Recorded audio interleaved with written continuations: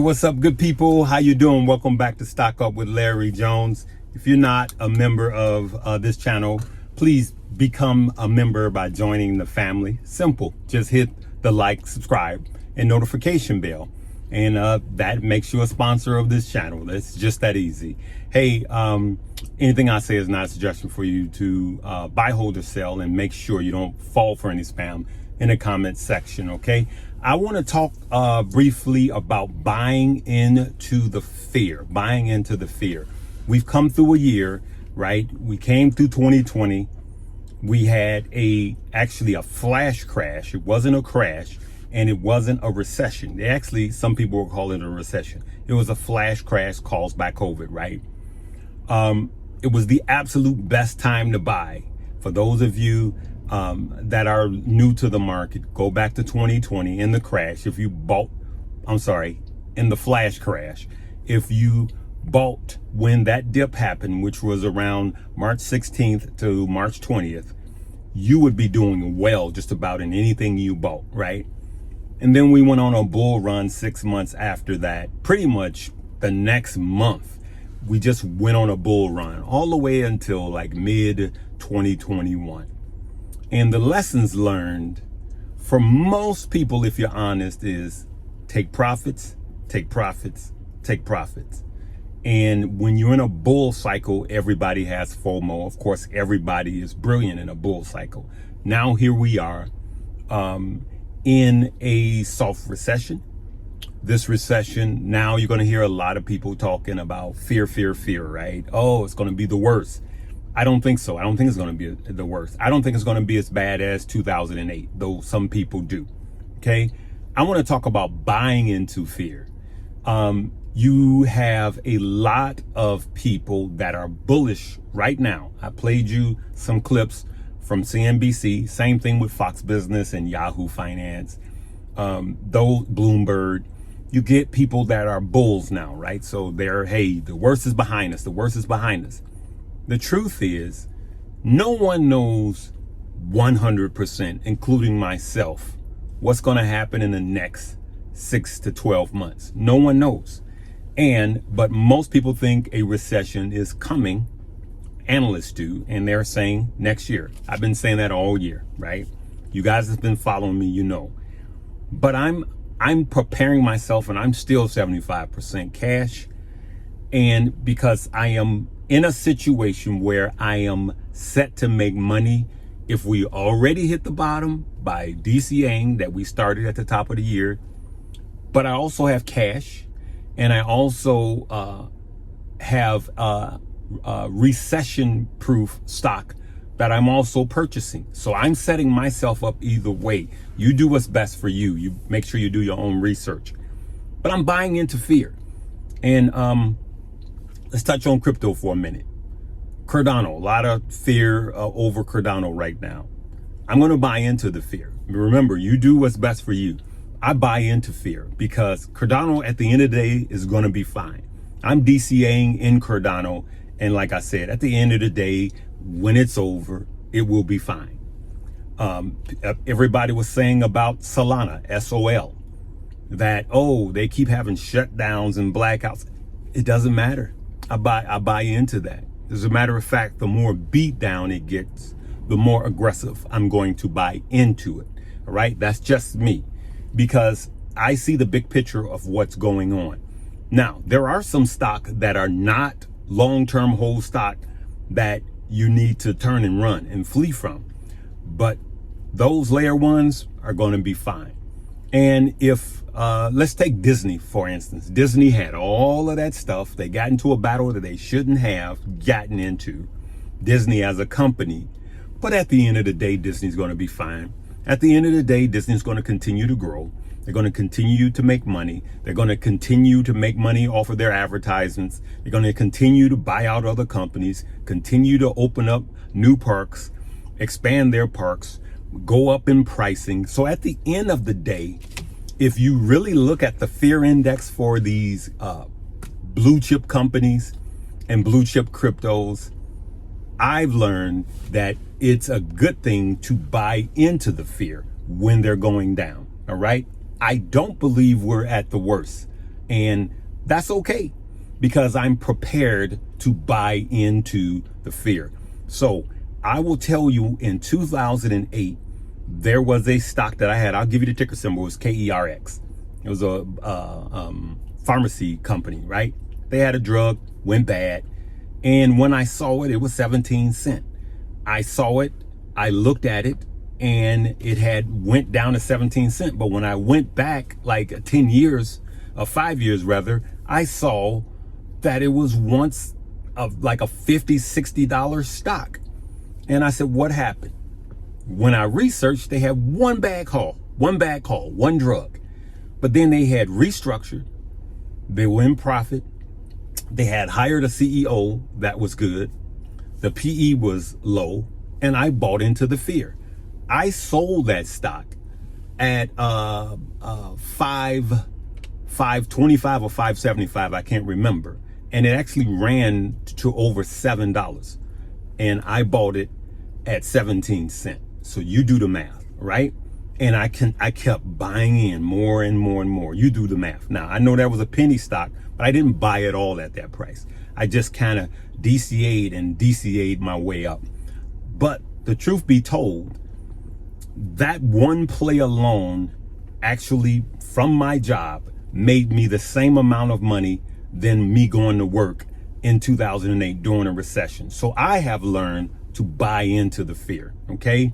And there comes a time when fear will push things down too far. So I just want you guys to learn. Let's take the lessons that we've learned from 2020, 2021, and let's prepare ourselves to make money. One of the things that I'm going to continue to say is keep some cash. I don't care how good the market is. Don't have FOMO. You see what happened to BBBY. For those of you that just chased and bought at the top, I was trying to show you guys ahead of time before it crashed. And now it came down 40%, over 40% in one day, because we have to have, I'm going to continue to ask, would you, let's say you have $1 million and you have to put it in one stock. I'm going to ask you the question. Would you rather that $1 million be in BBBY or GME? Or would you rather that stock, that $1 million, be into Apple, Microsoft, or, Google, or one of those companies? You see what I'm saying? Amazon or Tesla.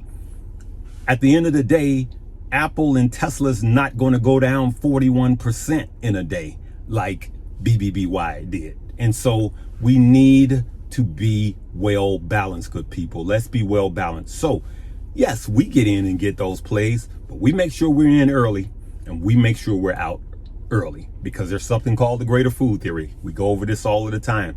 You want to buy something, but you want to sell it, but you got to leave room to sell it for a greater food than yourself for buying that, right? It's the greater food theory. So if you keep holding it to the point where there's no room for no one else to buy it, it doesn't not do you good in the end. You're going to lose money because it's going to turn around.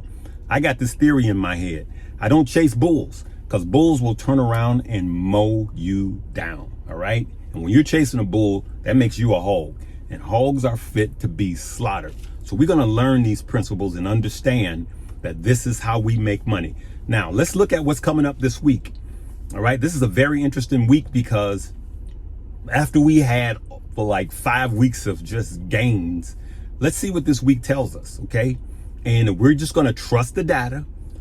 I feel that we're in a soft recession until the hard recession comes. The data proves it, but we can still make money by dollar cost averaging and not having FOMO, good people. That's what I wanted to talk about. And for those of you that watch this page, the deal is I feed you the stock and the crypto info, but on Sundays I get to be inspirational. So if you are anti-inspiration, you could go ahead and sign off now.